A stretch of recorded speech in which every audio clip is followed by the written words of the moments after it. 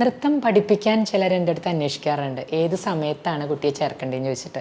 ശരിക്കും പറഞ്ഞാൽ ഞാൻ ഈ KG വിഭാഗം കൈകാര്യം ചെയ്യുന്നത് കൊണ്ട് തന്നെ ആ ഒരു പ്രായത്തിൽ പണ്ടൊക്കെ 7 വയസ്സാണ് നമ്മൾ പറയുക. 7 വയസ്സാകുമ്പോൾ തുടങ്ങി വെക്കുക, പതുക്കെ പതുക്കെ പഠിക്കുക. ഞാനൊക്കെ അങ്ങനെ തന്നെയായിരുന്നു.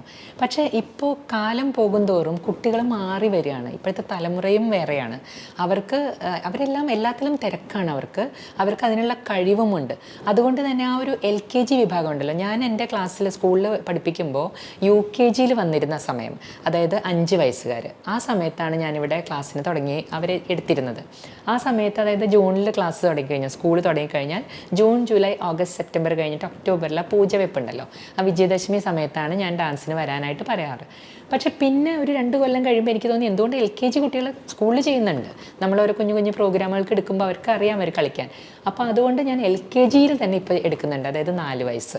ഇപ്പോഴത്തെ 4 വയസ്സുകാർ അത് ജൂണിലല്ല, കാരണം അവർ സ്കൂളിൽ വന്ന് എങ്ങനെയാണ് ഒരു ക്ലാസ്സിൽ ഇരിക്കേണ്ടതെന്നും എങ്ങനെയാണ് അത് പെരുമാറേണ്ടതെന്നും ഒരു ബേസിക് കാര്യം പഠിച്ചിട്ട് ഡാൻസ് ക്ലാസ്സിലേക്ക് വരുമ്പോഴാണ് അവർക്ക് നല്ലത്. പിന്നെ കാലം ഉറക്കുക എന്ന് പറയില്ലേ, നമ്മൾ എപ്പോഴും അമ്മമാർ പറയും എൻ്റെ മോള് ഒരു പാട്ട് വെച്ച് കൊടുത്തു കഴിഞ്ഞാൽ ഭയങ്കര ഡാൻസ്, അവൾക്ക് എല്ലാം അറിയാം, അവർക്ക് നന്നായിട്ട് ഡാൻസ് കളിക്കാൻ അറിയാം. പക്ഷേ അതല്ല നൃത്തം. ശരിക്കുമുള്ള നൃത്തം എന്ന് പറഞ്ഞാൽ കാല് വഴങ്ങണം, ആദ്യം കാലിലേക്ക് ആ ഒരു ബലം കിട്ടണം. കൊച്ചു കുഞ്ഞുങ്ങളല്ലേ. അപ്പോൾ ആ ഒരു 4 വയസ്സാണ് എൻ്റെ ഒരു പരിമിതമായ അറിവിൽ എനിക്ക് തോന്നിയിട്ടുള്ളത്. ആ ഒരു 4 വയസ്സിൻ്റെ വിജയദശമി സമയത്ത് അവർക്ക് കളിക്കാൻ പറ്റുന്നുണ്ട്. കാരണം ആദ്യം നമ്മൾ ചെയ്യുന്നത് തട്ടടവാണ്. ഈ തട്ടടവ് തന്നെ നമ്മളുടെ എല്ലാം ബോഡി വെയിറ്റ് അങ്ങനെ തന്നെ കാലിലേക്ക് വെച്ചിട്ട് തട്ടി തട്ടി ചെയ്യുന്ന അടവാണ്. അപ്പോൾ അതിലേക്കുള്ളൊരു ബലവും എണ്ണി നമ്പറാണ്, 1 2 3 4 നമ്പറുകളാണ്.